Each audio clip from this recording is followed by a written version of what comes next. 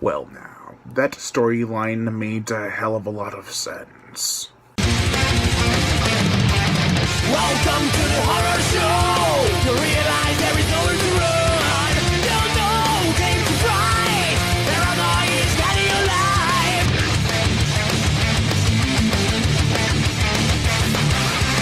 Vampire Journals. The Subspecies spin-off prequel that came out in between Subspecies 3 and 4. The plot: Ash, played by Jonathan Morris, has a sanctuary in a casino run by a mortal woman named Iris, played by Star Andreef. And he falls in love with another mortal woman named Sophia, played by Christine Kier, who is a New York pianist. However, a shadow looms over the gambler's paradise. Zachary, played by David Gunn, has been stalking Ash and his bloodline relentlessly for all the trouble and despair he had brought to him throughout the centuries. Let there be a bloodbath! Now, Ted and Nicolau had been planning on making a Subspecies 4 before Vampire Journals was even in production. So when this movie came out, he instantly wanted to connect the two worlds, which were already the same world, but you know what I mean. So how did that fare? I'll get to that in a bit. This movie on its own is very somber and gothic. It portrays vampires in a sophisticated light, as opposed to Radu's savagery. Though that isn't to say that this movie is more tame. Zachary is the most brutal with his kills, and Ash is the most ruthless. A strong atmosphere sets up this world in a very charming manner. The opening credits showcase the area covered in snow, and it's beautifully dark. There's definitely a gothic look throughout this film that is amplified with the performances. Everyone took this film seriously and played it to a T. The cast and crew were very passionate about making a good spin-off, and it does show. Some may consider this movie boring, but I found it intriguing. It requires a slow pace to tell the story. If you were not invested in Subspecies because it was too voracious, then Vampire Journals may be up your alley. While the atmospheric feel and strong performances are superb, the whole movie suffers from continuity with Bloodstorm. Subspecies 4.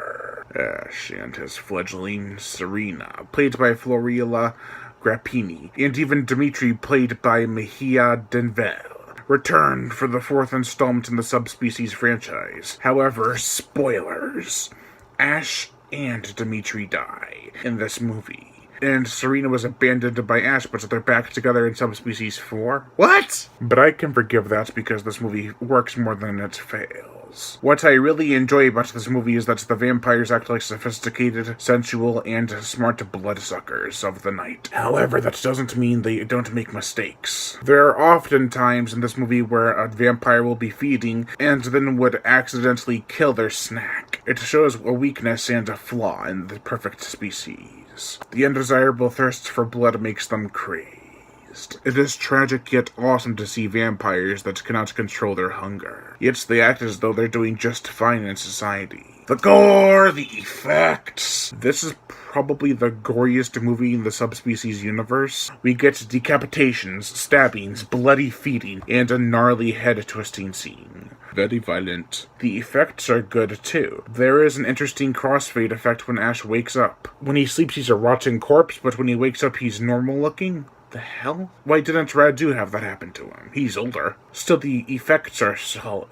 The musical score, this is an aspect of the movie I actually prefer over everything else. The music in this film is hauntingly beautiful. The piano themes set the mood for this movie and make it bigger than it actually is given the budget. The sets and locations do give the film a larger scale, but the music just amplifies that by a mile. This is a solid movie. It is definitely one of my favorites of the Subspecies universe. The acting was solid. Well, even though our damsel in distress talks like she's from the 20th or 21st century, even though this takes place in the 1800s, their excuse is she's from New York. I don't buy it. The atmosphere was spot on. The gore was vicious. The musical score was one of, if not the best aspects about this movie, and the vampires. for the type of film this was, were perfect. However, the pacing may bore some people and the continuity could have been worked on better. But that is mostly Subspecies 4's fault. At a brisk 81 minutes, I wouldn't pass on this movie. I highly recommend it to hardcore vampire fans. Overall, I give Vampire Journals a 4 out of 5.